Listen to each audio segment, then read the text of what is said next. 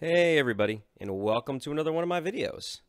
So for today, we have presentation number 1 of 2 by Dr. Ken Berry at Jack's Survival Podcast Workshop 2021.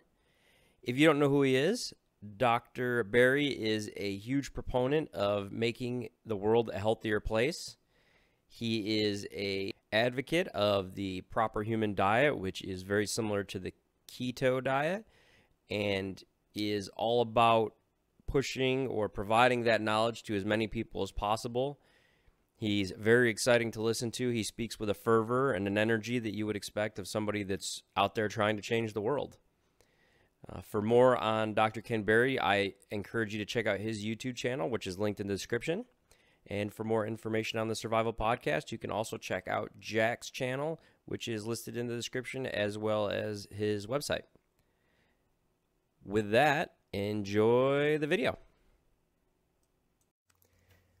Not sure if you know this or not, but there's actually another great website for videos that doesn't deal with a lot of the censorship that you deal with on YouTube. If you're interested, and it's a favor to me, please go over to odyssey.com and subscribe to my channel there as well. You'll find the link in the description below. Thanks. Nobody's gonna stand in my way. Give it up, son, I'm doing this my way. Do not clap. No clapping. Jazz hands. Really, Charlie? I don't know. I guess jazz hands are fine. That's fine. Hey guys, thanks Jack for having me back. Jack's ditched this one, didn't he? Yeah, he's not in here. Okay. I don't blame him. I don't blame you. So today I'm going to be talking about more of the theory behind a proper human diet and how it applies to you as the people that I think that you aspire to be. Who in this room wants to be prepared for whatever comes, good or bad, whether times get bad or whether they don't, right? So I'm gonna help you understand today why the keto diet, I've heard it a million, right? I'm gonna help you understand why this actually matters. This is very damn important, okay? This is not some weight loss fad. This is not that's not what this is. If you're looking for that, go somewhere else, okay? So PhD stands for proper human diet. Now, since the beginning of recorded history, emperors and kings and dictators have fed their slaves and prisoners a specific diet. Do you know what that diet consists of? Rice and beans. And when you get tired of that, you have beans and rice. And soy and wheat. They feed you high-carb, nutrient-void foods that are easy to grow, very cheap. They keep you from starving to death. Which, you know, if you have slaves and they starve to death, you kind of lost your labor force, didn't you? So they want to keep you alive, but in no way do they want to optimize you. Right? In fact, the Romans used to cut one of your Achilles' tendons so you couldn't run away. You can still work. You still, right? You can still dig a hole and use a hoe, but you couldn't run away. You couldn't rebel. And my theory is you can't rebel on a diet like this either. You're fat, you're lazy, you're mentally foggy. Did I mention lazy? Mentally and physically, you're not motivated, you have no desire, you're just like, whatever. I'll just sit here and eat Doritos. It's fine, no worries. It's not that bad. I'm sure, it could be worse. So, but a proper human diet is not about preventing starvation. So if you're in a starvation situation, eat all the rice and beans and soybean and wheat. Eat all that because it will keep you from starving. It works great for that. But if your goal rather is optimization, then I would opine that you avoid this end of the spectrum. And you'll notice there's several spectrums here and they all overlap. So if you want to be a slave, then eat this stuff. As you move on this direction of the spectrum, you're going to wind up eating things that are nutrient dense, that our ancestors have eaten for the last 3 million years. My apologies to any young earth creationists in the room. You can be a creationist and believe in evolution at the same time. That is possible. It's probably actually intellectual, but we won't belabor that. You're going to be eating things that humans have eaten for the last 3 million years that are nutrient dense, that contain all of the things that you need to be an optimized human being. There's a very short list. Amino acids to make protein, fatty acids to make myelin sheaths, to make brain tissue, to make nerve tissue, and to store some fat, because human beings are the fattest primate on the planet, and we're designed that way. We're supposed to be. We're supposed to have that fat. The average woman should be from 15 to 25% body fat. That's normal. That's not overweight. The average man should be 10 to 20% body fat. So when you see these guys on the cover of Muscle and Fitness and you can see their vascularity in their abdomen, that's not normal. That's also not optimal, but it does take a good picture. So you need amino acids, fatty acids, vitamins, and minerals. That's it. That's literally all you need. Where's Jake? Is he in here? There he is. So for this presentation, I'm going to use Jake as an example. That okay, Jake? Okay. Now, does anybody in here disagree with me? Is there something I should add to this list? What about phytonutrients? How many articles and news stories have you heard about phytonutrients? These things are essential, okay? Now, that has a specific definition in human physiology. If an amino acid or a vitamin or mineral is essential, that means, number one, you must have it, or you will get sick, suffer, and die. The end. End of the story. Also, it means you cannot make it yourself in your body. So you have to get it from your diet. Anybody know the list of essential phytonutrients? I do. Yes, sir. Nothing on it. It's zero. That's right. There's not a single essential phytonutrient you hear about all the time. Oh, kale's an excellent source of phytonutrients. That's horse shit. That's what that is, okay? There is no such thing as that. There is, I'm sorry? Horse shit, that's essential? Well, yeah, for your carrots, if you want to eat something. Okay, so what we all aspire to be as being people who are prepared is we want to be this, don't we? We want to be anti-fragile. We want to be more than resilient. If things go bad, it's hard to break, resilient. But if things go bad and you're anti-fragile, that's actually a good thing. You're like, oh, I'm glad the economy went to shit because I was prepared. And that actually helped me be wealthier. Right? This spectrum applies to health, nutrition, economics, finances, life, family. It applies to everything. You never want to be on this end of the spectrum. But many of you in this room right now are currently right here. You are fragile. Okay? Now, speaking from a nutrition and health standpoint, how do you know I'm fragile, Dr. Berry? Okay? I, with 21 years of experience, can tell by looking at your ass. From across the room. Fragile, fragile, fragile. Okay? Now, if you currently have type 2 diabetes, hypertension, fatty liver, if you're morbidly obese, have a BMI over 30, if you're eating the standard American diet, or if you're taking a handful of medications, I'm sorry, I still love you, but you are fragile. And when the shit inevitably hits the fan, which it's who thinks it's not gonna, with what's going right, okay? Do you want to be on this end of the spectrum, or do you want to be here? Not only do you want to be, but where do you want your family members and the other members of your tribe or your clade or your group or whatever you guys call what you do? Do you want to have a bunch of members who are fragile? Or do you want everybody to be at least here, if not over here? Can we pick and choose?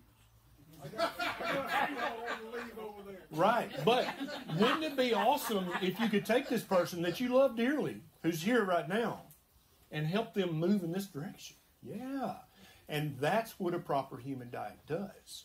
Because when you stop eating like a slave or feeding your family like a slave, and you start to feed them real ancestrally appropriate human foods, they move this direction naturally, effortlessly, unconsciously. You don't even know what's happening until you put your pants on and your fucking belt's too big. Again, right? Non-scale victory, that's what we call that. Yeah. Sometimes you have to get your ring resized. Sometimes you have to buy a smaller shoe size because you thought you were just fat, and really a lot of it was inflammatory retained fluids, right? So now, if you're normal in America, currently, if you're normal, then you have prediabetes. You probably have several markers of metabolic syndrome. You probably have prehypertension, and you're overweight or obese. Okay?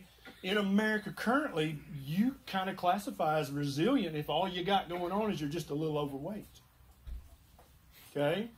But to be here, you've got to have all of these markers normal. And if everybody write this list down. If your doctor hasn't checked this list, this is mandatory the next time you go. And I'm going to tell you a trick about how to force your doctor to order these tests even if they don't want to. Would you like to know how to do that? Yeah. So hemoglobin A1C, C-peptide, fasting insulin, waist to height ratio. Waist to height. Waist at the belly button, not down where your belt is, Jake. At the belly button, okay? Triglycerides and HDL cholesterol. If you go to your doctor and you give them this list and say, you can check whatever you want to check, but I also want you to add these. If they say, I don't know what that is, I wouldn't even know what to do with it. That's a classic reply. How many have heard that? I wouldn't even know how to interpret that, right? Or, nah, it's not necessary. You don't need that. Your insurance won't pay for that. Any of that horse shit that they tell you, you're going to say the following. Are you ready? Doctor, I appreciate your intelligence and your training. I am very worried about my metabolic health, and I'm trying to improve my health. And I feel like these tests will help me do that. And you refuse to order them.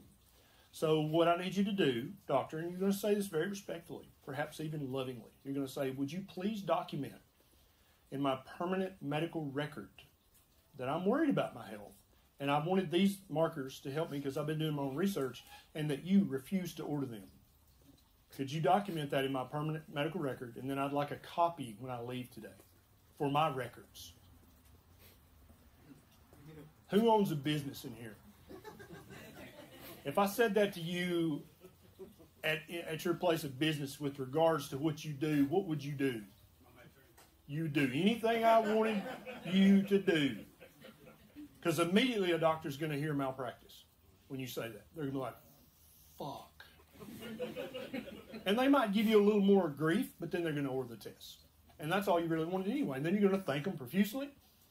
And then you're going to proceed when you go back for the lab follow-up and you got your numbers, you're going to proceed to teach your doctor why these tests matter so that they can help all their other patients. And then you just made your entire community, every patient that doctor sees, you just moved them a little bit, didn't you? Because now he's like, shit, C-peptide and fasting insulin are important. I had no idea. I'm going to start checking that on everybody. You just improved the metabolic health of your entire community. You think that would benefit you in a survival situation? If everybody around you was healthier? So you're part of a group, a prepper group, survival group, whatever, and you're currently here. Now, we all know that human psychology changes in a shit-hit-the-fan situation, right? You stop worrying about niceties, and you stop worrying about politeness, right? You're still a nice human, but shit's got to get done, and we got places we need to be and things we need to do, right? So when you got this person they've ran out of their medications and they're still eating a slave diet and their blood sugar's 490 and their blood pressure's 190 over 100 and they feel like shit and they can barely move because their joints are so inflamed, do you ever want to be that person? Right, that's true. But do you ever want to have to be the guy Looking out for that person. right? You get me? You understand? And so that's why it's important now, while there's still some time, to whatever you need to do, whatever kind of diplomacy you need to use, you need to talk to the people you care about and the people that you'd like to go through the rest of your life with and say, look, I love you to death, but your fat ass is probably going to get left behind. It's probably what's going to happen. Okay? And I get to say fat because I used to weigh 297 pounds, so I don't need any crybabies saying, oh, it's not nice.